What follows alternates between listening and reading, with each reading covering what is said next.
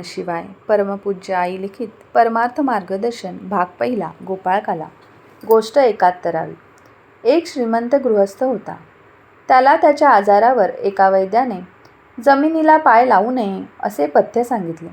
तेव्हा त्याने आपल्याला ज्या रस्त्याने जावे लागते त्या रस्त्यावर कातडे अंतरण्याची तजवीज केली.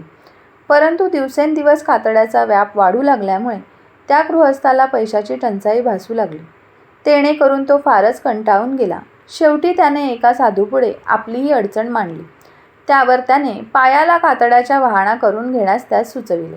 त्याप्रमाणे करू लागल्यावर सहजच त्याचा त्रास व खर्च वाचला. तात्पर्य: मूढपणाने मन सांगेल तसे वागून आपले आपण नुकसान करून घेण्यापेक्षा सज्जनांनी सुचविलेल्याप्रमाणे मनुष्याने वागले तर त्यात विशेष फायदा आहे.